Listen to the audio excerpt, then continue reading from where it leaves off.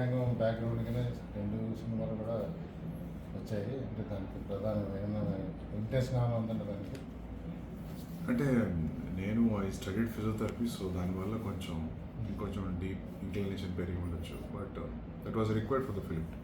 Plus మనం ఫిలిమ్స్లో చూస్తున్నప్పుడు చాలా సూపర్ఫిషియల్గా టచ్ చేస్తారు మెడికల్ ఫీల్డ్కి సంబంధించింది. సో నేను చదువుకున్న కాబట్టి అందులో I thought if at all I make a attempt, I make a deep attempt అని అంతే.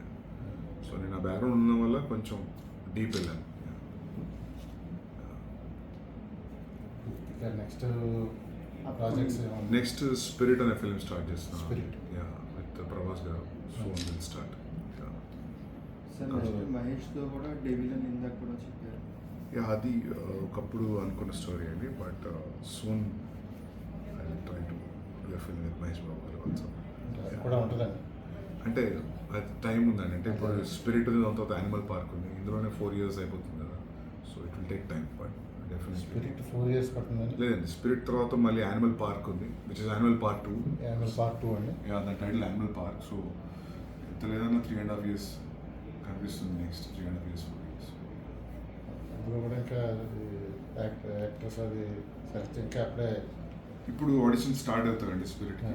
దాని తర్వాత part 2 similarly majorly same actors ఉంటారు కదా. ఏమన్నా స్పిరిట్ అంటే కొత్త యాక్టర్ అండి. ఆయన ఆడిషన్స్ అంటున్నారు కదా. ఆడిషన్ అంటే ఇంకా మిగతా కాస్ట్ ఉంటుంది కదా. మిగతా కాస్ట్ గురించి ఆడిషన్స్. నేను ప్రైమరీ స్టార్ ప్రభాస్. సార్ తర్వాత నెక్స్ట్ మీరు యూత్కి ఇచ్చే ఒక మోటివేషన్ ఏంటండి? యూత్కి స్టూడెంట్స్కి ఇచ్చే ఒక మోటివేషన్ సార్. సందేశం అంటుంది.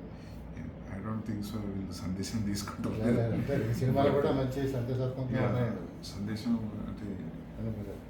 ఏం లేదండి, మనం బిలీవ్ చేసింది చేసుకుంటారు కదా. Not never give up. అదే సందేశం.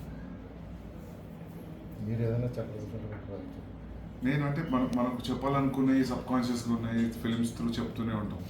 సబ్ ప్లాట్లు గాను, మెయిన్ ప్లాట్ గాను, లైక్ ఓవరాల్ సమ్మరీ గాను అది వచ్చేస్తూనే ఉంటుంది. బట్ ఆస్క్ మీ మన యూత్కి ఏం చెప్పొచ్చు అంటే, నాకు పర్సనల్గా వర్కౌట్ అయింది was not to give up. ఎందుకంటే చాలా ఫిల్మ్ మేకింగ్ ప్రొఫెషన్లో nobody, it's not easy to crack the first opportunity. So నేను